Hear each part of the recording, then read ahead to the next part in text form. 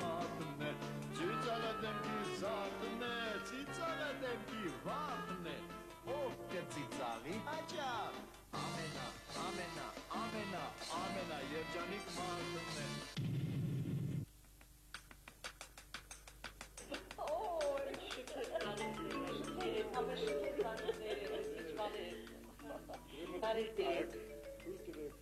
Այս ժամանակավոր ծաղիկները նվիրել մշտական ծաղիկների։ Շնորհակալություն։ Ուրեմն եղբայրաբար երկուսել եւ անկախաբար շնորհավորել մայրության եւ գեղեցկության տոնը։ Շնորհակալ եմ։ Տնտեսական այս հրաշալի ու ծիծաղելի պայմաններում ամեն մեկի եւ ամեն հայ կնոջ մաղթել ամսական գոնե առնվազն $1 միլիոն գրպանի փող ամենամարմարի համար։ Այս մաղթանքներին միանում է նաև Բրաբյոն Ֆլորա սերվիսը, որ սիրով մեզ նվիրեց այս սքանչելի վարդերը։ Տանեք ձեր տուն։ Եթե որ դից ծաղիկները ծաղիկների չխանգարեն տնենք անդի։ Այնուամենայնիվ մեր տղամարդիկ շատ ուշադիր են կանած։ Երջանիկ տղամարդ են, քիչ առաջ երբ Տիգրան Լևոնյանին ասացի, որ 4 կանանց համար հարկավոր է 4 ծաղիկ չարել, ասեց ավելի հեշտ է 4 կին չարել, քան 4 ծաղիկ։ Դատակ։ Այո։ Սա գադակ է։ Լրտություն եւ ուրեմն այսօր առավոտյան ես տեսա Էջմիածնի Շամիրամ կազմակերպության նախագահ Գեղեցկուհի Անուշ Կատեմ Շահինյանի եւ առանց շահի հարցրեցի թե գիտես գրպանս 10,000 դրամ կա։ Կարող եմ քեզ հրավիրել ռեստորան, հաշիվը կփակեմ, ասեցի 10,000-ով ինչ պետք է փակես։ 10,000-ով եւ մի կնոջ ծանոթացեց Ամերիկայից նոր էր եկել առաջին անգամ, առաջին օրը ասեց պարոն Սահակյան, ինչքան ամսական կստանաք, հայրենասեր մարդ եմ, ընդամենը իմ աշխատավարձը $20 է անում, ասի $2,000 ամիսը ստանում ենք բոլորս։ Ասեց ձեր փրկությունը Հայաստանում մնալն է։ Ասացի այո, որովհետև մեր չոր հացը մենք չենք փոխի ամերիկյան շոկոլադի հետ։ Ասեց Աստված ում ինչ տվել է, անաթողայել է։ Հիմա սիրելի օրիորդներ, մի զարմացեք, որ օրիորդ եմ ասում, որտեղ ուրիշի կանայք ինձ համար միշտ էլ օրիորդ են։ Ծիծաղի տունը սովորաբար ուրեմն ինքն է հրավիրում իր մոտ անվանի արվեստագետներին եւ մարդկանց, բայց այս անգամ կանանց տունի կապակցությամբ որոշեցինք ինքներս այցելել ձեզ։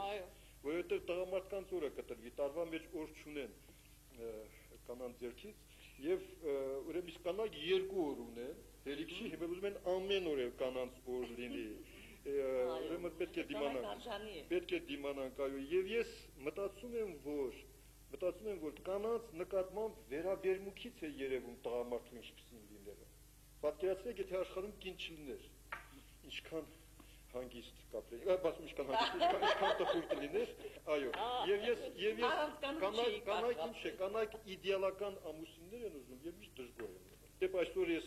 հաղորդումից առաջ ասացի Գոհար ջան, շնորհավոր կանանց տոնը, ասես քոնը նույնպես։ Եվ ես շատ ուրախ եմ, որ մենք այսօր իրար հետ ենք, հպարտ եմ, որ Գոհարի հյուրն ենք, գոհ եմ, որ Գոհարի եւ մյուսների հյուրն ենք։ Ուզում եմ շնորհալորեն ասել, որ ուրախ եմ ձեր գոյությամբ, ձեր մեծ արվեստով եւ ուզում եմ ասել, որ Գոհար ջան, դու ոչ միայն երգի պրոֆեսոր ես, այլև պրոֆեսոր ես քո խելքով, քո էությամբ, մեկ ինձ գիրք էր նվիրել եւ գրել էր սիրո պրոֆեսորին, կինս ասեց սկի արամայիս ասպիրանտ էլ չի, ինչ մնաց է պրոֆեսոր։ Ես ծիծաղում ես, ինձ մոտ է 6 ամսական քո լուսանկարը, որ ես դրույթ անելու ժամանակ 15 տարի առաջ այս նկարը բերեցի, կարծեմ այս կոշիկները միջև հիմա պահում ես, եւ պետք է ասեմ, որ մեր սիրելի Գոհարը մինչև հիմա այսպես մանուկ է մնացել։ Պատահական չէ, երբ որ իմ ներկայությամբ, Տիգրանի ներկայությամբ երգիչ Սերգեյ Գալստյանն ասեց, Գոհար, խնդիր ունեմ, ասեց, Սեր ջանը, ասաց, ես ուզում եմ իմ հոբելյանական երեկոյին կառավարությունից մարդիկ են գալու բեմում, ես երգեմ Սարոյի Արյան, դու էլ Անուշ երգե։ Գոհարն ասեց, համաձայն եմ միայն մեկ պայմանով, որ Սարոն Տիգրանը երգե։ Բայց ախր ասեց իմ երեկոն է, ասեց ադիկա ինչի վերաբերյալ։ Ես հիշում եմ նաև եւ Գոհարը մեքենայով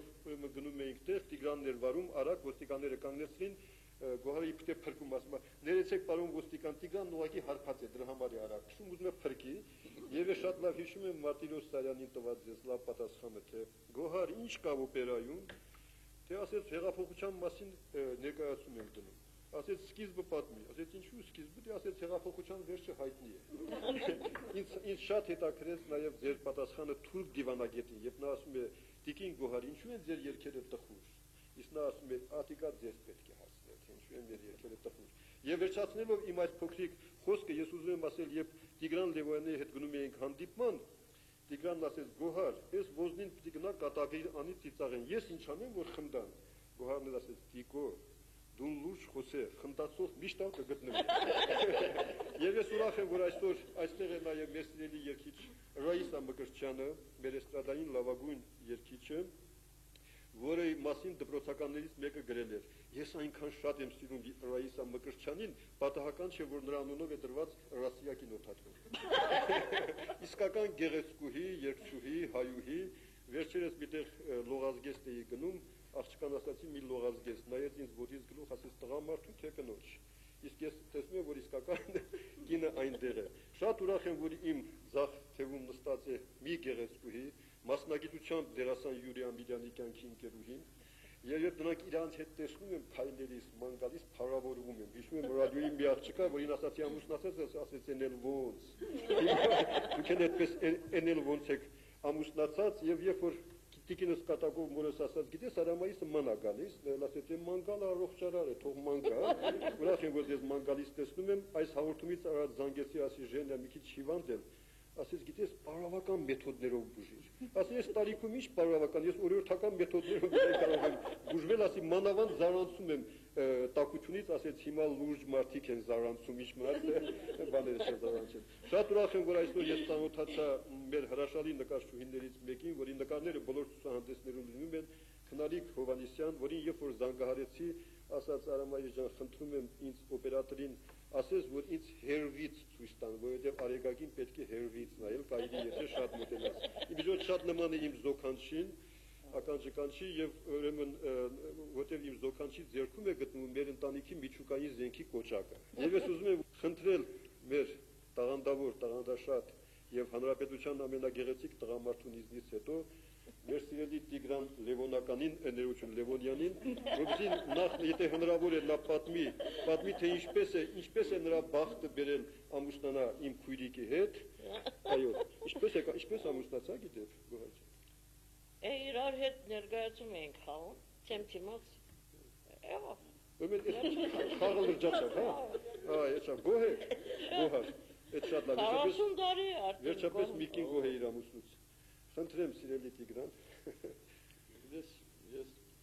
այս առիթով հիշեցի առասարակ մի խոսակցություն որ ունեցել եմ մի քանի ընկերների հետ այն մասին թե ոմանք կարծում են թե բեմից խոսելը կամ երգելը կամ հեռուստատեսությամբ խոսելը շատ հասարակ հեշտ բան է դա ահռելի ստրեսային ցնցումային պահ է ամեն մարդու կյանքում եւ երբեմն ոմանց խորհուրդ են տվել ասում թե գիտեք ինչ ոչինչ մի արեք մի քանի քայլով անցեք բեմից կամ կանգնեք հեռուստատեսային նկարահանող գործիքի առջև եւ կտեսնեք ձեզ ինչպիսի դող կպատի այս առնչությամբ քանի որ մանավանդ հիմա գիտեք որ մեր հեռուստատեսության 40-ամյակն է լրացել այդ առիթով ես հիշեցի թե ինչպես մի հաղորդման մեջ ուր մասնակցում են օպերա եւ բալետի արտիստներ մենք շատ հուզված նստել ենք եւ երբ մեր սքանչելի Նարաշ Լեպչյանը մեզ բացատրեց մեր անելիքները եւ մենք ասենք որ մենք սոսկալի հուզված ենք Զարե Մուրադյանը մեր հոյակապ պարուսույցը մեր հրաշալի ընկերը նաեւ որպես տարեց անձնավորություն մեզ բոլորիս ասաց մի հուզվեք երեխաներ շատ անկաշկանդ եղեք ինչպես ես օրինակ շատ ես ասեց ինձ կամերայի առաջ զգում եմ ոնց որ մեր խոհանոցում նստած դրա համար դուք ասեց հետևեք ինձ առաջին ասեց խնդրում եմ ինձ խոսք տվեք որ երեխաները մի քիչ կաշկանդվածությունը անցնի մի բարվոք վիճակ ստեղծվի եւ Նարաշ Լեպչյանը այդպես էլ արեց երբ հաղորդումը սկսվեց ասեց սիրելի բարեկամներ այժմ մենք խոսքը տրամադրում ենք Հայաստանի վաստակավոր արտիստ Բարուսույց Զարե Մուրադյանին, խնդրեմ ընկեր Մուրադյան։ Շնորհակալություն, ասաց Մուրադյանը եւ դառնալ հանդիսատեսներին ասաց. «Բարի երեկո, հարգելի հերոստացույցներ»։ Սկսում ենք այսօրվա մեր հաղորդումը եւ զարմանքով նայում եմ, թե մենք ինչու ենք գրգռճով ծիծաղել եւ առասարակ ես ունեմ ասել, որ մեր արտիստական կյանքի մեջ հարյուրավոր են այն օրինակները, երբ մարդիկ բեմից կամ կամերայի առաջ լրիվ անջատված սկսել են երբեմն անհեթեթություններ ասել, երբ նույնիսկ օրերով պատրաստվել են։ Օրինակ ասենք մի անգամ Գոհարը պիտի երգեր Օֆելիայի արիան Համլետ օպերայից, երբ մեզ կանցելի ընկերը Միրիչ Դավթյանը բեմ բարձրացավ, մոտեցավ բեմ առաջ եւ լրիվ սփռտնած, դեղնած դեպի դահլիճ ուրեմն նայեց եւ բացականչեց. «Թոմա, Օֆելիայի խելագարության տեսարանը Համլետի Շեքսպիր Օթելլոից»։ Կամ օրինակ ով չգիտե այդ հայտնի մեր հրայրի արտասանած տեքստը մի անգամ ֆիլհարմոնիայում երբ ասեց. «Ելույթ կունենա Միչիգանի հայ ֆիլհարմոնիայի փողային նվագախումբը»։ Կամ օրինակ շատ հայտնի է, որ հայտարարեց մի անգամ նույն խոսնակը, թե «Դաշնակատար մենակահար Պետրոս Ռաֆիյանը», բոլոր հակառակը։ Ուրեմն նաև սիրելի Արամայես, երբ դու ասացիր, թե ինչպես ասենք ինչի հատկություններ պետք է ունենա ամուսինը կամ կինը եւ այլն, այդ առնչությամբ ես հիշեցի մի հոյակապ դեպք, երբ մի շատ ջերմ ընտանեկան մթնոլորտում Արմինե Գալենցը մեր հանճարեղ նկարիչ Հարություն Գալենցին ասեց. «Գալենց, Արմենից մեծ ցավ, ժամանակն է, որ ավոր աղջիկ մի գտնաս, որ ամուսնացնենք Արմենի հետ, որ սա լեզուներ գիտնա, բարձր ջաշակ ունենա, դանդիգինը լա, խնայողը լա, գրնա հարաբերություններ ստեղծել, համեստը լա, քեղեցիկը լա»։ Գալենցը ասեց. «Ադանք մեկը գտնամն է, ես կառնեմ»։ Հարստերակ շատ են։ Ես այդ դեպքերը, որոնք որ շատ տիպիկ են մարդկանց բացառիկ հումոր ունեցող մարդկանց, իսկ Գալենցը իսկապես բացառիկ հումոր ուներ։ Գոհարի մասին չպատմեց։ Գոհարի մասին շատ բաներ կան պատմելի։ Մի անգամ հենց քո առնչությամբ Արամայես Գոհարը այնպես լավ բան ասեց, որ Արամայեսը սա այդ պատմությունները իմ մասին որ դբեր է, չի գիտեր, որ առնոց մեծամասնությունը Տիկոյի հնարածն է, բայց իհարկե ամեն հնարանքի մեջ կա նաև ճշմարտություն, եւ դե ասեմ, որ դու շատ ճիշտ նկատեցիր, որ Գոհարը մինչև հիմա էլ մանուկ է մնացել, եւ շատ իմաստուն մանուկ է, երբեմն նա այնպիսի դիպուկ արտահայտություններ ունենում, որ կարող է օրինակ սիրելով դիմացինին լրիվ մերկացնել, օրինակ իմ մասին, այ ֆիզիկապես նույնպես, իմ մասին օրինակ վերջերս շատ սրամիտ արտահայտություն արեց, ասաց, որ Տիկոյի ախորժակը շատ ավելի հզոր է, քան մարսողությունը։ Լավ է, չէ՞։ Ուրեմն հետո մի բնավորություն ունի, որ եթե ես գամ եւ մեկի մասին դժգոհություն հայտնեմ, ի վերջո բամբասեմ տանը, ասեմ, որ այսպես բան է, թատրոն է, հազար մի բան է պատահում։ Մյուս օր ես բնավ չեմ ցույց տա, որ ես նեղացել էի, իմ մոտ կանցնի այդ տպավորությունը կամ ասենք կարող եմ ձև անել, որ ոչինչ չի եղել, բայց Գոհարի դեմքից անմիջապես կերևա, որ նա ինչ-որ բան գիտե, որի մասին իր վերաբերմունքի մեջ արդեն փոփոխություն կա։ Եվ մի անգամ մեր լուսահոգի հրաշալի երգիչը Բասոն, որ հարազատ ընկերս էր, մի հարցում փոքրիկ մի մեղանչություն էր ունեցել, ես էլ տուն գնացի, դարդլար մի շեղա, Գոհարին պատմեցի, համացա, Բասոյից հետ չէի սպասում, որ այսպես բան եղավ, հետո հանգարց Գոհարի բնավորություն հիշելով, ասի Գոհար, հանգարց Բասոյի մոտ ցույց չտաս, որ քեզ այդ մասին ասել են։ Մեր ընկերն է, չէ ջանում, ասաց, խնդրեմ, ինչու՞ ասաց, չէ Գոհար, այնպես մի արա, էլի որ էլ քեզ ոչինչ չպատմեմ։ Ես գիտեմ, որ դու վաղը ցույց կտար, չասես, դիքոջան։ Կրնաս աբահոլան, ոչինչ չեմ ցույց տա, բայց հենց մյուս օրը Բասոյին, որ թատրոնում տեսա, Բասոն մոտեցավ ասաց. «Ապար ջան, գոհարը ինչի այդպես նեղացել ինձանից»։ Ասացի, «Չէ, ինչ ես ասել»։ Ինչ նեղանալ, բան չի ասեց։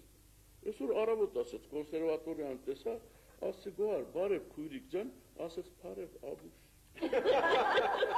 Իսկ Աբուշը գոհարի ամենամեծ հայանքն է եւ ամենասիրած բառն է։ Ես ուրեմն երեկոյան ամիջապես որ տուն գնացի, ասի Գոհար, բայց քեզ խնդրել էի, չէ՞ որ ցույց չտաս։ Չասեց, ոչինչ չեմ ցույց տվել։ Ասի ոնց է մարդուն Աբուշ ես ասել։ Հա, ասեց, բայց ինչ գիտե ինչու համար ես։ Հիմա ուրեմն նույնս տպավորություններով ես ու Գոհարը գալիս ենք թատրոն մեկ օր հետո։ Իսկ այդ ժամանակ թատրոնի տնօրենը Չեկիջյանն էր։ Մի հրաշալի մեր մոտիկ ընկերը եւ երաժիշտ եւ նրա հետ իհարկե ունենում ենք մանր եւ մեծ վեճեր անըմբռնողություններ, բայց միշտ եղել ենք շատ հարազատ մարդիկ։ Եվ այդ օրերին այդ մի փոքրիկ վեճից հետո ես Գոհարին պատմել էի, թե ինչի շուրջ է եղել մեր վեճը, բայց երբ որ թատրոն ենք ասի Գոհար, այնպես չանես որ հանկարծ Հովանեսը մի մազ անգամ տեսնի որ ես քեզ բան եմ ասել, տանը չէ դիքոջան։ Գոհար ջան ասի, ախր Բասոյի նման չանես, իսկապես չէ ճատի, ասած վստահաբար։ Դաշ չի եկել։ Եվ հակառակի պես հենց մտանք թատրոն, տեսանք սանդուղներից վերևից Չեկիջյանն է իջնում, մի շատ գողտրիկ գունագեղ կեպի էր հագել եւ այսպես փոմփոլիկով վերևա։ Եվ իջնում էր, նա ասեց, «Օ, բարև, կուկլա», Գոհարին կուկլա էր ասում։ Ես էլ ուրեմն Գոհարի ձեռքը որ նացե կամած սեղմեցի, Գոհարը շրջվեց ինձ ասում։ Հիշում եմ։ Հետո Գոհարը հարցեց, «Բարև, Չեկո, ինչպես ես»։ Լավ ես, ասինչ Աբուշ քլխար քաքեր ես։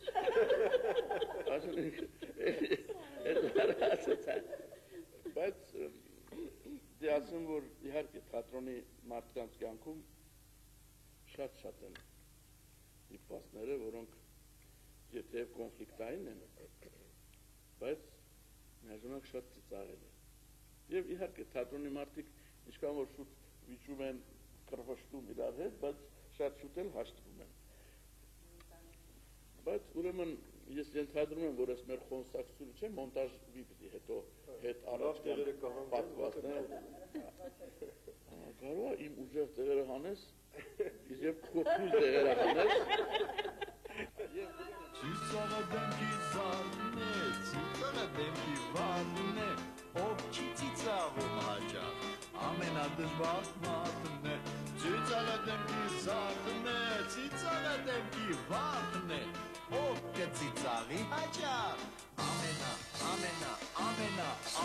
երջանիկ մարդն է։ Ես 12 տարի դեպուտատ եմ եղել, միությունական դեպուտատ եւ 10 տարի նստել եք, հա։ Չէ։ Մի սրոք եմ ես եմ նստել։ Մի սրոք չէ։ 3 սրոք եմ նստել, արագ 1 սրոքը այստեղ Հայկականը, իսկ 2 սրոքը Մոսկվա։ Հիմա այդ ժամանակ Քոչինյանը ինձ կանչում է, թե մենք վստահում ենք քեզ Արավաղի մասին բան պիտի կարդաս եւ այդ կարդացել պիտի դանես հանձնես Բրեժնևին։ Ասեցի լավ։ Ռուսերենը ինձ համար այնքան էլ այն ժամանակ հեշտ չէր կարդալը։ 10 անգամ, 20 անգամ կարդացի, համարյա անկեր եմ արել։ Մի քանի օր հետո էլ մի հատ ասեցի, գիտես ինչ, ես էլ կարդա, ես մեկն էլ սովորի։ Իսկ այն մյուսը ես առաջվանը մի քիչ ես իմ ուզած էի գրել, հիմա ինչ որ իրենց սպերին եւ ասեցի ես պիտի կարդաս, եկել կարդացինք սովորեցինք, Մոսկվա գնացինք, տեսնում բոլորին դվեցին ելույթներ, ինձ չդվեցին, ես էլ շատ նեղված գնացի, ասեցի ինչու համար ես պատրաստած ունեի ելույթի, ինչու համար ինձ չդվեցիք, Դրանցից մեկը որ քննում էր այդ բաները, մենք գիտեինք, որ ասում են դուք այդ պիտի չկարտակ, ապա Ղարաբաղի մասին պիտի կարտակ։ Դրա համար չդվեցիք ձեզի, մի նեղանակ ասում են, մենք սենանդը ոչինչ չունենք։ Այդպես 25 տարի առաջ։ Բրեժնևը բախտ չունեցավ, որ դուք իրեն տեսնեք։ Չէ, Բրեժնևին հետ մենք գնացել ենք Բրեժնևի, այսինքն հետ չէ, ինքը հետ եկավ, երբ որ ես Պասկաստան գնացի թագավորի հրավերով, նրանից մի քանի 63 տույն, մի քանի օր հետո ինքը եկավ։ Եվ ուրեմն համերգի ժամանակ ես երգում եմ, Բրեժնևը նստած է, գինը թագավորը թագուհին նստած են։ Եվ թագավորը թագուհին նստել են շնորհ եւ լսում են։ Ես իմ ուշադրությունը գրավեց Բրեժնևի դիգնոջ։ Մեկ ցերկերը էսպես էր տնում, մեկ ցերկերը էսպես էր տնում, մեկ ցերկերը էսպես էր։ Աստված ասում եմ, ես գինի ինչ համար անընդհատ շարժման մեջ է։ Էս ինչ համար էսպես շարժման մեջ է, ուրեմն Տաշնագարս նկատում է բանի ժամանակ, երբ որ փոխում ենք, այսինքն երկը, կամ ասում քոհար ասում է, ուշադիր եղիր, ուր ես նայում, ինչ համար ասում է, կնոջնից անընդհատ արդեն ես հասկացա, այդ փոխվեց այդ։ Մի ուրիշ անգամ էլի Բաշկաստան գնացել ենք 75 թվին, այս անգամ մեր սիրելի Բասոն, այդ խումբը գնացինք, մենք էլ Բասոնսա, որ կար արի էստեղ հրաշալի բազար կա, գնանք մի հատ բազար կես էտ, ես ուզում եմ կես էտ գնանք, ասի գնանք, բայց այն ժամանակ շատ մոդա էր այդ թանկետկայի վրա, այդպես խոշոր գոշուկները, փայդյա գոշուկները, այդպես մի հատ հակել եմ, որ իբր թե հանկիստ լինեմ, գնում ենք, մեկ էլ մի բան սկսավ բացմել, երեսը նայում եմ ու քայլում եմ, մեկ էլ սով կար, երեսս մի նայր, առաջըտ նայը, ասես առաջըտ նայ ու ես հսկայական ձակ մգար մեջ եմ վրել, մեկ էլ, դա կահար ուրս կնը, ինչ եղար, ուր կացիր, ասի ձագի մեջն եմ ասի, դա եկան իարգի համնեցին ես, արյուն լվիկ դում գնացի։ Ու հետո Բասոյին ասել էր, որ Բասո, այդ խոփ-խոշոր աչքերդ ուր էին, որ թողեցին, որ ես եկնեմ, նա ասաց, գոհար ջան, դու են խոփ-խոշոր ծակը չտեսար, իմ աչքերից նայես Իսահակյանի հետ կապված որևէ պատմություն չունեք։ Իսահակյանի հետ կապված շատ բաներ ունենք, նա իմ երախային սեծային գնկահայրն էր, այո, մոգրդության գնկահայրն էր, ուրեմն այդ գնունքին օրը մեկ էլ տեսնեմ թուրը բացի տեսնեմ այսքան հսկայական իշխանցուկ մեկով, այս ինչ ասի, այս ինչ է, մեկ էլ ուրեմն նրանց դերով է, որ բերով, ասեց վարպետ ուղարկեց, որ ասեց շերտ կդրես և ինչ որ պետք է անես, հիմա ես ինչ գիտնամ ինչի, ես էլ երդասարդ են ժամանակ, երախոսել 2 տարեկան ազու, ոչինչ չգիտեմ, հարցնեմ, թե այս իշխանցուկը ինչպես է նպում, գնացի, որան հարևանին, ասում եմ, այսպես բան են արել, մա չգիտեմ ինչպես պետք եպեմ, ինձ ասում են նախ գդրդեցի, բայց մոտածում եմ, որ գդրդեմ այդ ծուգի գեղեցկությունը պետք է գործի, ինչպես եմ, ասում որ մեկ է, այդքան խոշոր աման չունես, որ մեջ է էպես ասի, ինչ որ է գդրդեցի, այդ ծուգը իհարկե հարամ եղավ, մեկ էլ թրի սեղանի վրա, վարպետեսա որ աղջիկ կողար, ես ինչ ես արել, ես ծուգը մեղք չես, ծուգը սա մորթել ես, ես ծուգը մորթել ես,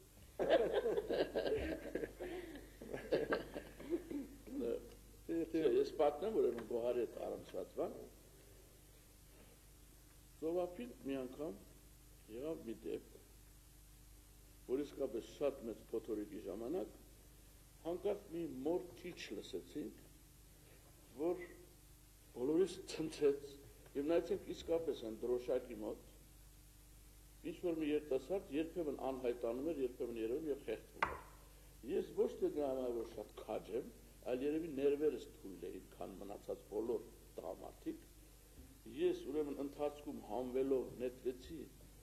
մի խոսքով ես փրկել եմ այդ օրը այդ երիտասարդին, որ ինձ երկու գլուխ բոյով էր իջալը։ ազնիվ արա։ Եվ երբ դուրս եկանք, երկուսս կիսամեր, ինձ էլ են կյանքի կոչում, իրեն էլ բան, սա ողբերգական կողմն էր եւ հերոսական կողմը։ Դրանից հետո սկսվեց զավեշտական կողմը, որովհետեւ արդեն իմ մասին լուրը տարածվեց, աբխազական մի թերթ գրեց Podvig советского артиста։ Կարծես թե չգիտեմ որտեղ է։ Եվ ուրեմն այդ երիտասարդի ծնողները թռան եկան գագրա, եւ ուրեմն մեծ խնդիրներ եւ այն, բայց մի պատասխանատվություն իմ վրա դրվեց, որ ամբողջ հանգիստս փչացրեց։ Ես արդեն պետք էր հերոսական պահվածք ունենայի պլաժում։ Օրինակ ծով մտնելուց այդ քարերը պետք է ոտքերս ցավացնելը շատ ցույց տայի։ Կամ օրինակ երբ որ կանգնած է Գոհարը նստած օրինակ հյուսում էր եւ ինձ ասում էր շշուկով դիքո բոլորը քեզ գնային որ փորդ ներս քաշե։ Հետո ես ապտեկի կազմում ամենաերջանիկ մարդն է։ Հուզմունքից չեմ կարող եկալ այսպես բարել, խոսքը տալիս եմ մեսելի ժեների։ Մի անգամ տարիներ առաջ արտասահմանցի մի հյուր ունեի, շատ էի պատմել Լեննականի մասին։ Ցանկություն հայտնեց գնալ Լեննականը տեսնել։ Սիրով տարա։ Հասանք քաղաք, հյուրանոցում տեղավորվեցինք։ Մի քիչ հանգստանալուց հետո իջանք հյուրանոցի ներքևի ռեստորան ճաշել։ Երբ որ ներս մտանք, բոլորը սկսեցին ուշադիր նայել։ Ուշադրություն գրավեցինք, զգացին, որ տեղացիներ չենք։ Նստեցինք մի ազատ սեղանի մոտ, մատուցողը եկավ, պատվիրեցինք ինչ են ուզում, եւ մինչեւ նրա բերելը մենք այդ ընթացքում խոսում էինք, զրուցում էինք։ Հյուրս շատ լավ բարձ չէր խոսում հայերեն։ Ինքը ամերիկացին է, ծնողները ղարսեցիներ են, բայց վաղուց գնացած։ Ասաց ջանի, գիտես, ես շատ կուզեմ աս մարդկանց տեսնել, գսեն շատ գադակ գնեն։ Ասեցի, այո, Սոֆի, մենք զգացի, որ կողքի սեղաններից մեզ են նայում,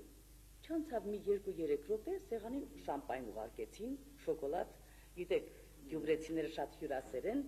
ասավ, Օ ջանի, շատ բադվագան ժողովուրդ եմ, ես շատ գսիրեմ, շատ եմ լսած։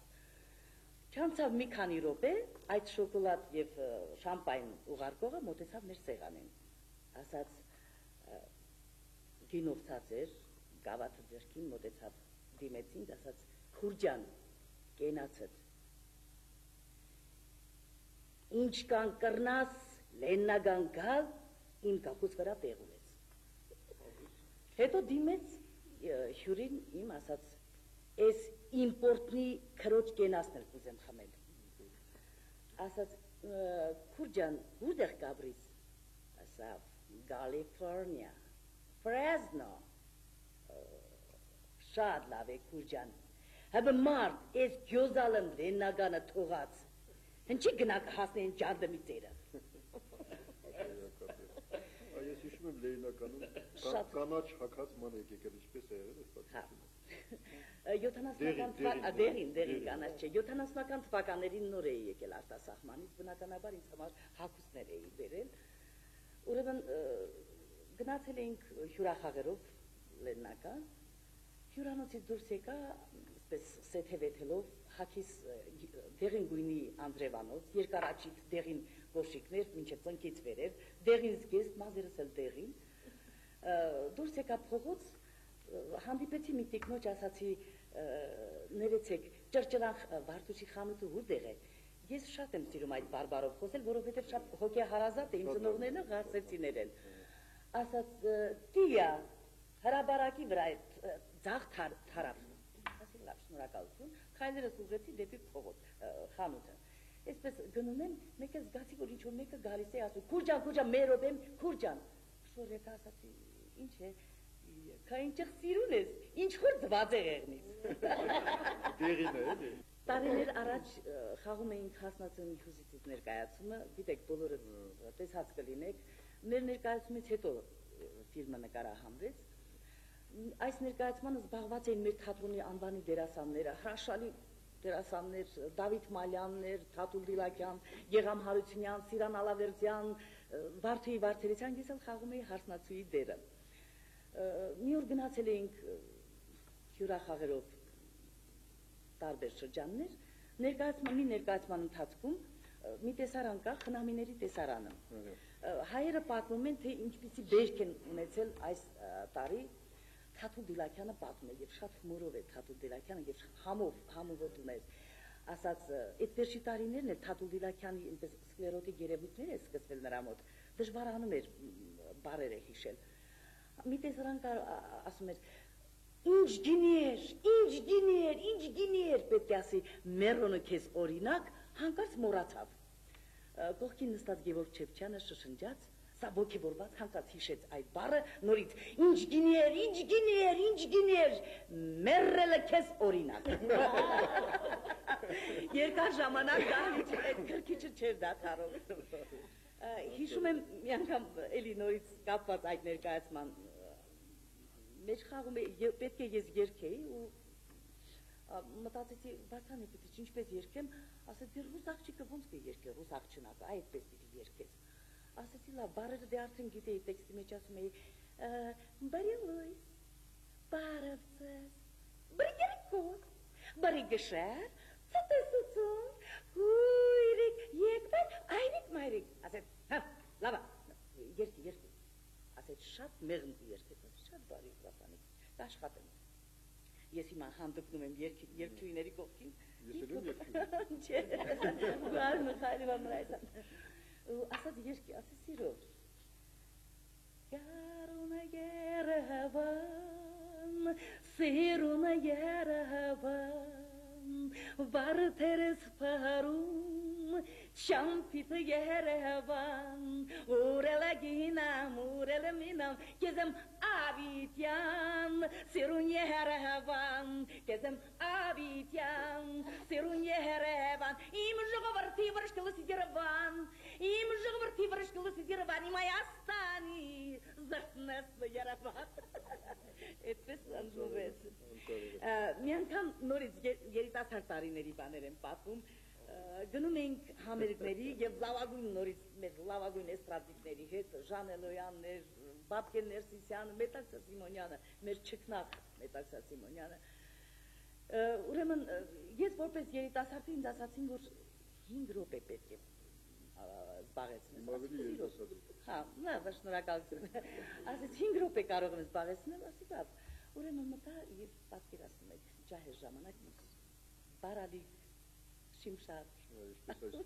Ջայսոց է։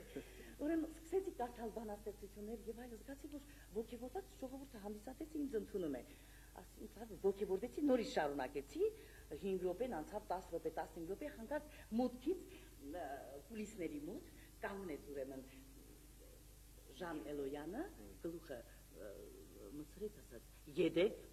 անհատական կոնցերտ կուտաս»։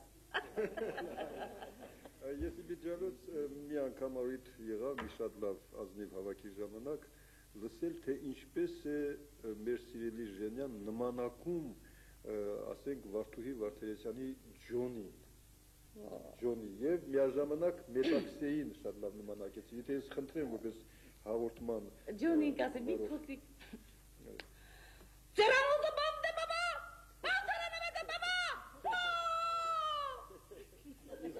Մետաքսեն ինչպես էր խոսում։ Մետաքսյան, ինձ համար սրբություն է Մետաքսյան։ Ապարդ է բոլորիս համար։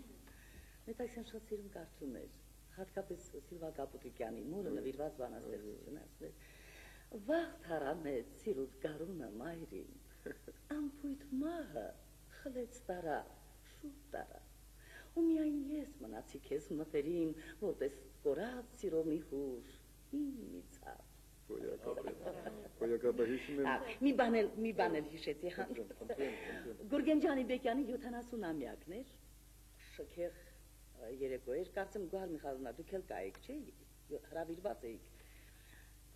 Երեկոյից հետո բանկետ տրվեց, բանկետում ինչ ասես սեղանին կար։ Իմիջայլոց այդ տեսագրությունը կա, որտեղ Գուրգեն Ջանիբեկյանի այդ երեկոյին Վարդան Նիկիտիչը, Մետաքսյան, ես պարում ենք, հրաշալի երեկո էր։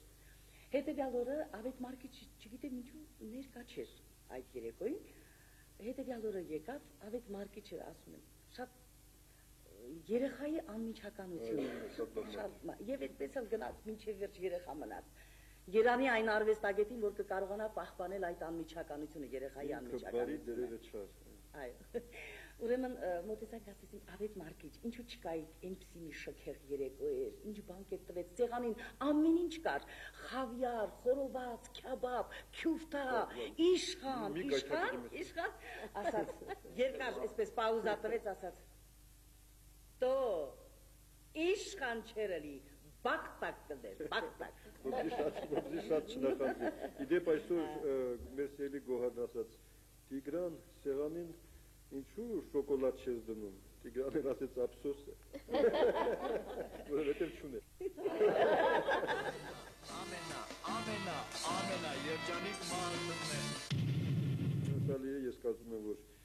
մենք շատ բան, իհարկե այսպես դեռ կարող ենք պատմել մեր անվանի արվեստագետների կյանքից, արվեստագետներ մանավանդ որտեղ սովորություն կա առաջին ընթերցմամբ երկիչ երկսուհիները, դերասանուհիները առաջին ընթերցմամբ ամուսնանում են, երկրորդ ընթերցմամբ բաժանվում։ Այո, մեկն էլ նույնիսկ ուզում էր բաժանվել, բայց ասեց մի ամիս էլ պիտի մնամ, ասին չի, ասեց բա հարսանիքի ծասը չհանեմ։ Եվ այլն, ես պետք է ասեմ մեր Ռաիսան այն հազվագյուտ բարեբախտաբար դերասանուհիներից է, որոնք մի անգամ են սիրահարվել, մի անգամ ամուսնացել չէ, Ռաիսա եթե չեմ սխալվում։ Ուրեմն 70-ական թվականներն են շատ պատկառելի մի խմբի հետ, մեր կոմպոզիտորների եւ կատարողների Լիբանան եւ Սիրիա համերգային ճանապարհորդություններ եւ Սիրիայում ենք Դամասկոսում համերգից առաջ որոշեցին մեզ տանել ռեստորան, իրենց օրիենտալ ռեստորաններից մեկը հյուրասիրելու համար, բայց չասացին թե ինչ պետք է հիմնական ինչ պետք է մենք ուրեմն համտեսենք այնտեղ շատ գեղեցիկ մի տեղ էր, ուրեմն բացօթյա, այդպես փայտի ոտքերի վրա, շատ իրենց արաբական երգերով, պարերով եւ այլն, փայտի սեղաններ, մի խոսքով շատ այդպես, հա, շատ էկզոտիկ մի մթնոլորտ, եւ երբ որ նստեցին բոլորը եւ ասեմ ուրեմն 12 տղամարդ եւ մեկ, չգիտեմ ինչի, մենակ ես էի, ուրեմն այդ ճամփորդության ժամանակ եւ երբ որ բերեցին իրենց այդ մեզեները, իրենց հոմոսները, թաբուլեները եւ այլն, եւ դրանից հետո հիմնական իրենց ճաշատեսակին սինիների վրա բերեցին գորգ, ամբողջ կիտրած գորգը եւ դրեցին ուրեմն բոլորը շատ հիասթափություն ապրեցին, մեծ մասը որտեղ երբեք չէին համտեսել։ Եփած գորգեր։ Եփած, տապակած, շատ այնպես լավ հոտով։ Ուրեմն Ռուբիկ Մաթեոսյան, մեր երգիչը, շատ սրամիտ ընդհանրապես նա իր ամբողջ միասին նստած ենք ու ով որ չէր ուտում, ուրեմն ցած ռեկլամել, կերեք շատ կփոշմանեք, շատ համեղ է, ուրեմն վերցնում էր գորգը դնում, լիմոնը ճզմում վրան եւ ուտում եւ շատ շուտով ուրեմն մի այսպես սար գոյացավ ափսեյում գորգը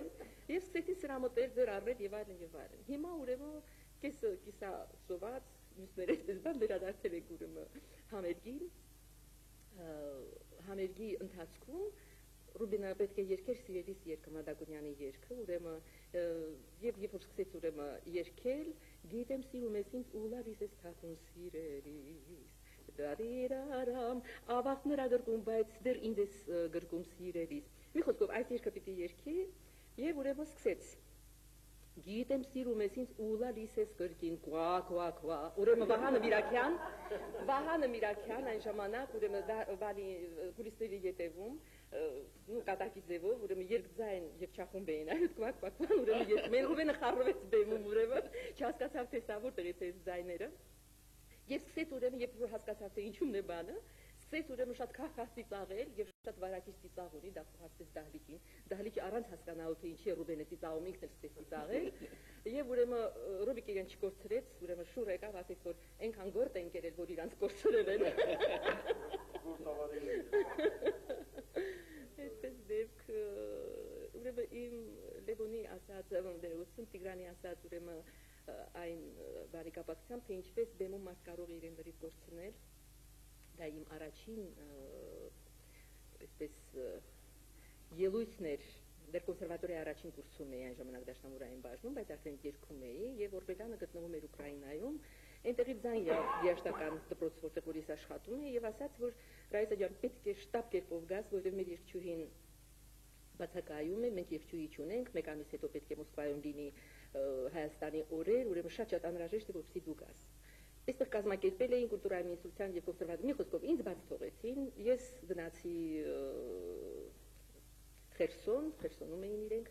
եւ ստիպած էի ուրեմն երկել նախորդ երկչուհու երկերը նրա իսկ տոնայնությունների մեջ, ինչ որ ձևով համընկավ, բայց այն հագուստները, ինչ որ ես ունեի, չընդունվեց համարվելով, որ դա ավելի մոդեռն է, եւ ասեց, որ պետք է հագուստ կարվի։ Ուրեմն ինձ մեկ օրվա մեջ ինչ որ մի կին գտան արտացի գույնի ուրեմն թափող էսպես գեղեցիկ կտոր էր, եւ Օրբելյանն ասաց Ռայսա, ուրեմն պետք է անպայման թևերը մինչև վերջ լինի, վիզը փակ եւ երկար հագուստ։ Ես էլ մտածեցի, թե թևերը փակ, մեջքս մի լավ բացեցի անկյունով ուրեմն մինչև վերջ։ Եվ հիմա բեմ եմ դուրս եկել,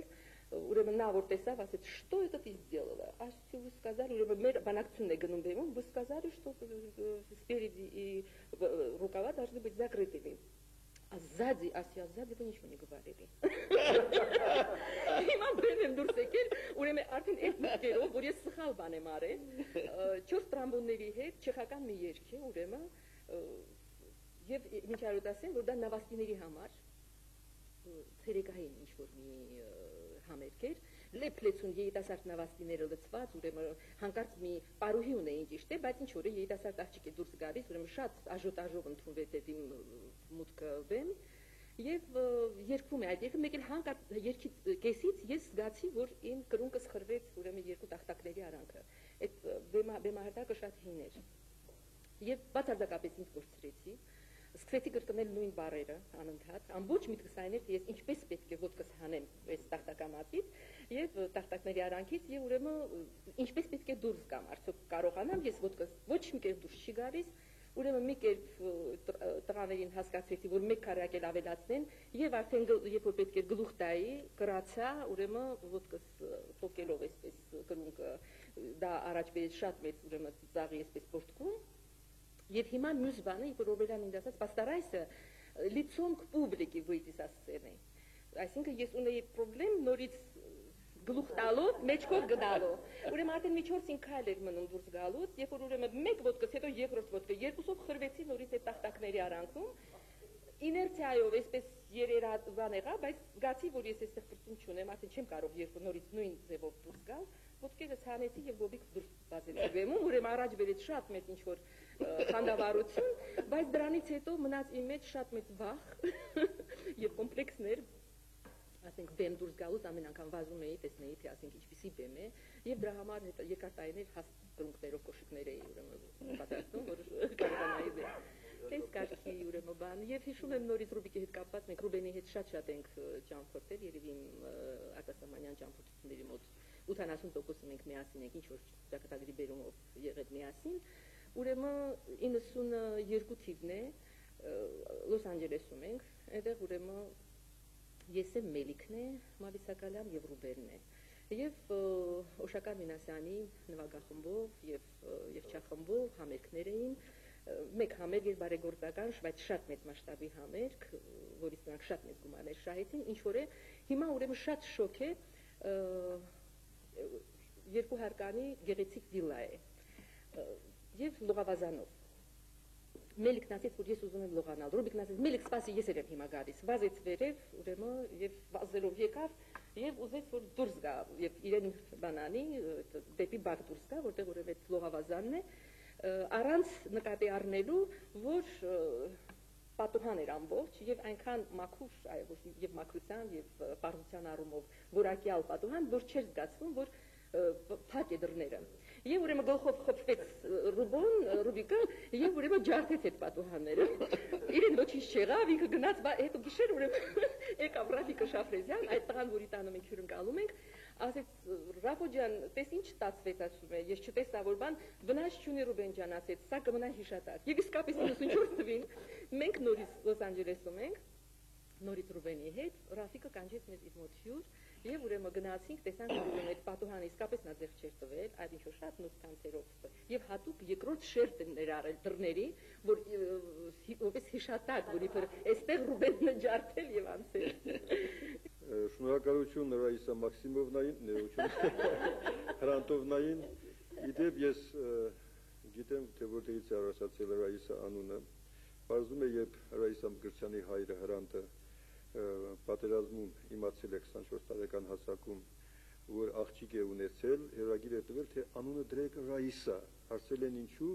թե այն ժամանակ նոր ծնված Կատյուշա հզոր զենքին ծածկանունը Ռաիսա էր։ Այդպես էլ մեր երկի Կատյուշան այսօր Ռաիսան է, Ռաիսան է։ Ծիծաղը դեմքի զարն է, ծիծաղը դեմքի վարն է, ով չի ծիծաղում հաճախ, ամենադժվար մատն է, ծիծաղը դեմքի զարն է, ծիծաղը դեմքի վարն է, ով կծիծաղի հաճախ, ամենա երջանիկ մարդն է։ Զարմացած է, այժմ ես ուրեմն խոսքը տալիս եմ մեր սիրելի նկարչուհուն, որը ասում է, ախր ես չգիտեմ, թե ինչ եմ պատմելու, տեսեք ձեր մտերմիկ հարաբերությունները Կոջոյանի, Մարտիրոս Սարյանի, Հարություն Կալենցի եւ այլոց հետ։ Օրինակ Մարտիրոս Սարյանի մոտ ես մոտեցածի պատմել, Չելյաբինսկում հոյակապ ձեր նկարներից կան։ Ասես շատ խնդրում եմ ֆոտոներն առա եւ ուղարկի ինձ։ Հիմա ես նկարեցի, ուղարկեցի Չելյաբինսկից իրան, մյուս տարի գալիս եմ, մոտենում եմ իրան, ասում եմ, Մարտիրոս Սերգեյ, ստացա ֆոտոները։ Ասում եմ, ինչի դա դու ես ուղարկել։ Ասում եմ, այո, ես ոչ դա տղամարդ է ուղարկել, իսկ դու ով ես։ Ասում եմ, Մարտիրոս Սերգեյ, ես նկարիչ եմ։ Օ, երևի միայն ավտոպորտրետ ես նկարում։ Ասում եմ, չէ, չեմ նկարում ավտոպորտրետ։ Մի քիչ նստել եմ խոսում եմ, ասում եմ, էլի կա այնտեղ պեյզաժներ կան շատ բաներ։ Իսկ դու ով ես։ Ասում եմ, նկարիչ եմ ես։ Օ, ուրեմն միայն ավտոպորտրետ ես նկարում։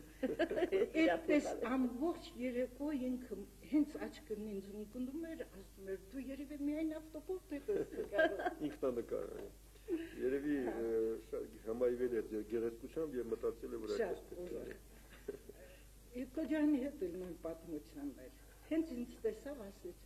դուք անպայման պետք է գաք ինձ մոտ, որովհետև ես ձեզ այսպիսի աչքեր պետք է նկարեմ։ Հիմա ես գնում եմ Կոջյանի մոտ,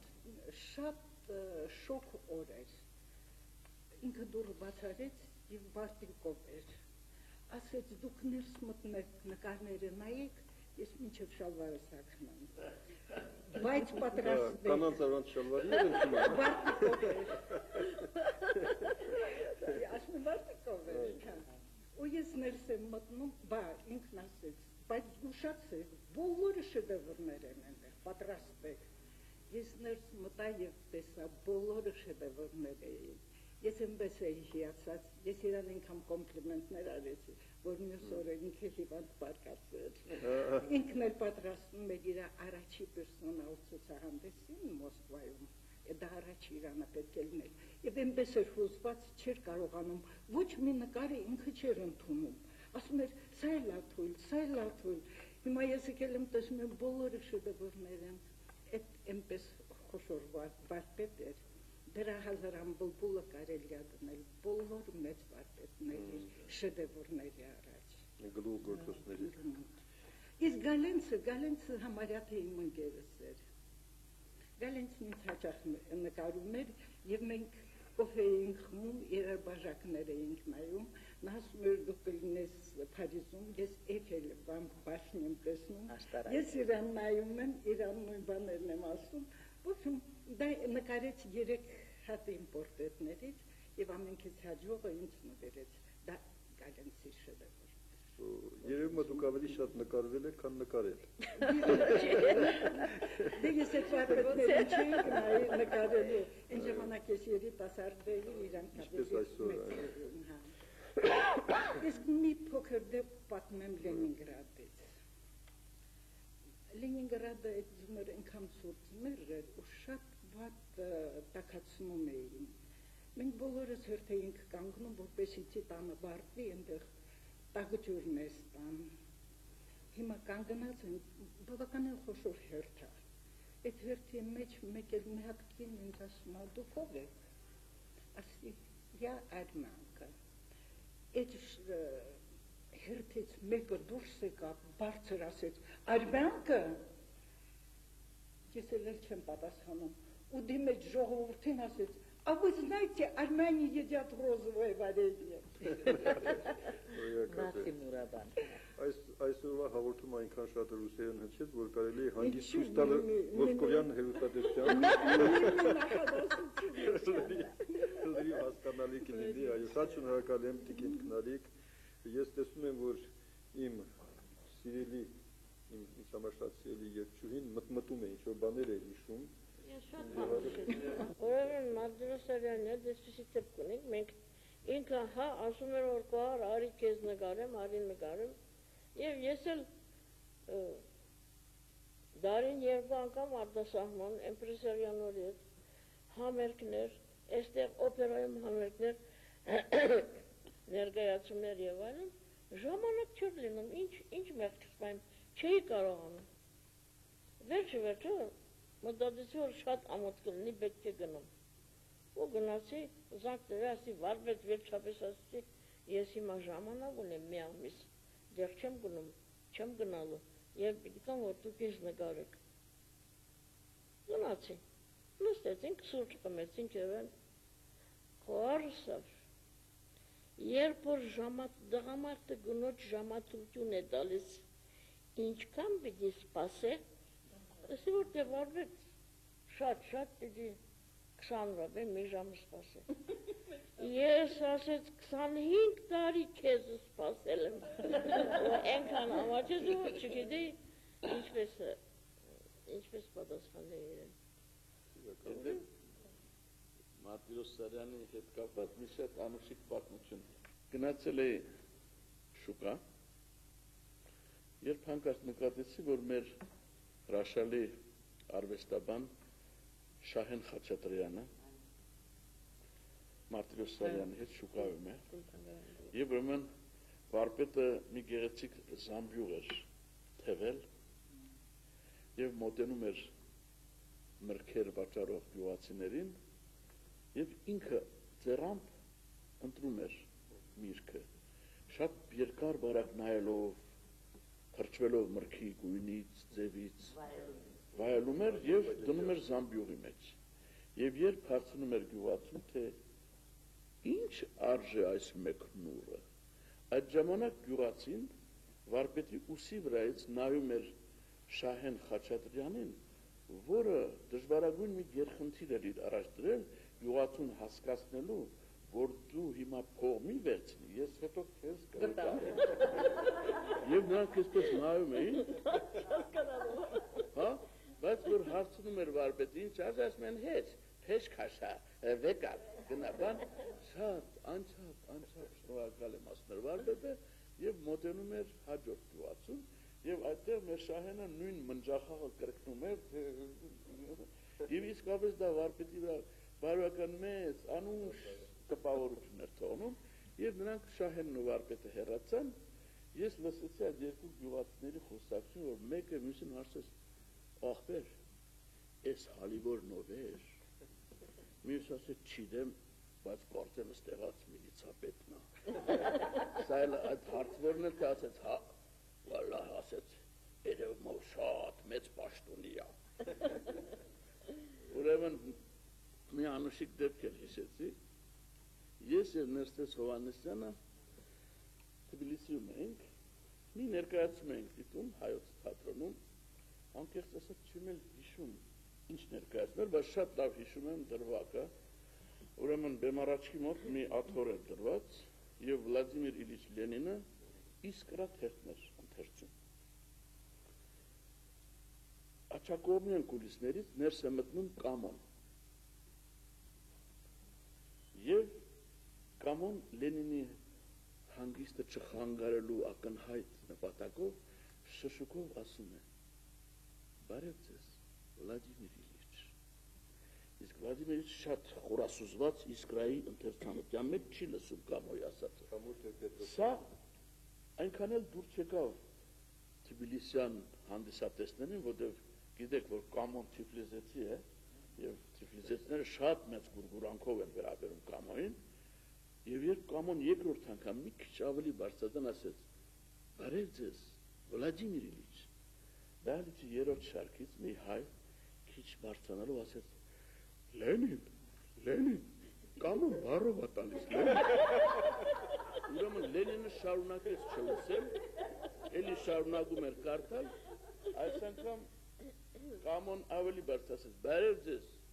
Վլադիմիր Իլիչ»։ Այս անգամ 3-4 հոգի տալիս ասեց. «Օ Լենին, կամոն բառով է տալի, կամոին բառով դու Լենին»։ Մեկ էլ Լենինը էլ չդիմացավ, հերթը մի կողմ դրած շուր եկավ դահլիճին ու ասեց. «Տո մուլակ, տենում եք միզանսեն եմ կատարում, ռեժիսորը սենց է բեմադրել, տո համբեր եք էլի, միզանսենը պարդին նոր ասեց կլսեմ կամոին, ամենա երջանիկ մարդն է։ Սովորաբար մեր այս հաղորդումներն ավարտում ենք որևէ սիրած կատակ, սիրած անեկդոտներ պատմելով։ Իհարկե ես հիշում եմ միայն երկու կանանց, որտեղ կանանց տոն է, որոնք իրենց դարդերն իրար պատմում են, մեկն ասում է, գիտեք, ես 5 աղջիկ ունեմ, ոչ մեկը ամուսին չունի։ Մյուսն ասում է, իմ դարդն ավելի շատ է, ես մի աղջիկ ունեմ, արդեն 5 ամուսին ունի։ Դա դարդն ավելի շատ է։ Ես հիշում եմ նաև այն հարբեցող մարդուն, որը հարբած ընկած է, ասում են, ախր մեղք ես, առողջությունս քայքայում ես, ասում է, ես երկրի հախից ես պիտի կար խմելով։ Եվ ինձ համար շատ նուրբ մի անեկդոտ է կա, որ ես շատ սիրում եմ, մեկին ասում են, որ հարկում ես ապրում, թե 16-րդ։ Ձեր շենքի վերելակն աշխատում է, ասում եմ, մեր շենքինը չի աշխատում, բայց Հարևան թաղամասի մի շենքում աշխատում վերելակ կա, այո։ Եվ ես կուզեի, որ իր սիրած ասած անեկդոտը պատմեր նաև մեր սիրելի։ Մանավանդ այս անեկդոտը ինձ թվում է շատ ուսուցողական է բոլորիս համար։ Խոսքը վերաբերում է Վախտանգովի այն հանճարեղ ասույթին, որ հետևողական զիջումները, կոմպրոմիսները մեզ հանգեցնում են ստույգ պարտության։ Այս մասին շատ հետաքրքիր մի անեկդոտ կա, ֆրանսիական անեկդոտ է, քիչ աղի է դիներեն։ Ֆրանսերեն պատմում, ես թարգմանել եմ։ Ֆրանսիական։ Ուրեմն մի անձնավորություն գնում է մի օր վատահամբավ տուն։ Որոշում է իմանալ, թե դա ինչ բան է։ Եվ մտնում է ներս, մտնում է տեսնում այդ ընդունարանում երկու դուռ կա, մեկի վրա գրված է երիտասարդների համար, մյուսի վրա գրված է տարիքով մարդկանց համար։ Սա մտածում եմ, գիտեք, երիտասարդների համար մտնելը շատ պրետենցիոզ է, ավելի լավ է մի փոքրիկ զիջում կոմպրոմիս անեմ եւ մտնեմ տարիքով մարդկանց։ Մտնում է, տեսնում է էլի ընդունարան է, որտեղ էլի երկու դուռ կա։ Մեկի վրա գրված է հարուստների համար, մյուսի վրա գրված է աղքատների համար։ Մտածում է, շատ հավակնոտ է հարուստների համար մտնելը, արի մի փոքրիկ զիջում անեմ եւ մտնեմ աղքատների համար։ Մտնում է աղքատների համար եւ տեսնում է էլի երկու դուռ է այնտեղ։ Գրված է մեկը կրքոտ տղամարդկանց համար, մյուսը տկար տղամարդկանց համար։ Լսեք, ասում է, շատ հավակնոտ է կրքոտներին մտնել։ Մի զիջում անելով մտնեմ տկարների դռնից։ Մտնում է եւ հայտնվում է փողոցում։ Եվ այնտեղ գրված է, մեկ էլ այստեղ չկաս։ Անցարեղ է, իսկ Տիգրան, ես լսել եմ, թե ինչպես որոշ ժամանակ Գոհարը, որպեսզի քո ուշադրությունը շեղի վատահամբավ կանանցից։ Հաճախ ցույց է տալիս, որ զգույշ եղիր, այսինչ կինը վատահամբավ է։ Դու ինչ էիր պատասխանում։ Այսինքն նրանով նա ուղղին ուշադրությունը բևեռում էր այդ օբյեկտի վրա։ Դու ասում ես, ուր է, որ մեկն է յովեն, հա։ Հանճարեղը ես ուզում եմ սիրելի բարեկամներ շնորհակալություն հայտնել այսօրվա մեր հավաքի մասնակիցներին, կրկին շնորհավորել կանանց տոնը, ցանկանալ, որ ամեն օրը լինի կանանց տոն, որովհետև իրոք մեր կյանքը լրիվ դատարկ լիներ առանց կանանց։ Նույնիսկ նրանց տված տարապանքը ինձ համար կամ տղամարդկանց համար մեծ հրճվանք է։ Դրա համար ես ուզում եմ նվիրել վերջում բացի այս խաչ եւ սուր գիրքը, որ ձեզ եմ նվիրում Գոհար ջան, ամեն մեկիդ իմ սիրային բանաստեղծների ժողովածուն, չքնախ երազ, արեգակին պետք է հերվից նայել, կարելի եթե շատ մոտենաս, եւ այս գրքից կարդալ մի կատակային բանաստեղծություն, կարծեմ 118-րդ էջում, եւ դրանով էլ եզրափակել։ Դա կատակային քնարական ժպիտ է։ Գնացել եմ հերուններ, սպասում ես նվերի, քեզ կբերեմ նվերներ, դեռ մի բան էլ ավելի։ Ցանկացել ես, որ գրեմ 3 նամակ, սիրով լի, ես 4 նամակ կգրեմ, դեռ մի բան էլ ավելի։ Եթե հանկարծ մեղմ ու ջերմ կանչես գիրկդ սիրելի, մտքից արագ կթռչեմ, դեռ մի բան էլ ավելի, իսկ երբ քեզ մոտ կլինեմ, նման վառվող արևի, կհամբուրեմ կգրկեմ, դեռ մի բան էլ ավելի։ Դրա համար ես հայ կանանց եւ ձեզ եւ բոլոր հայ կանանց, մեր քույրերին, եղբայրներին, քույրերին, մայրերին, մեր կանանց, աղջիկներին, բոլորին ցանկանում եմ երջանիկ լինել, դեռ մի բան էլ ավելի։ Եկեք տափարենք իրենք։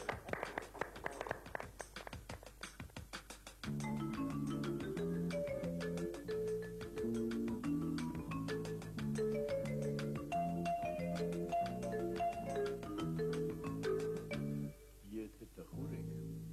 մենակ, եկեք ծիծաղի սենյակ, կյանքի հոգսերին մեկնենք, նաև ծիծաղով հաղթենք,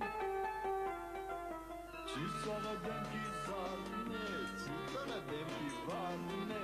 ով չի ծիծաղում հաճախ,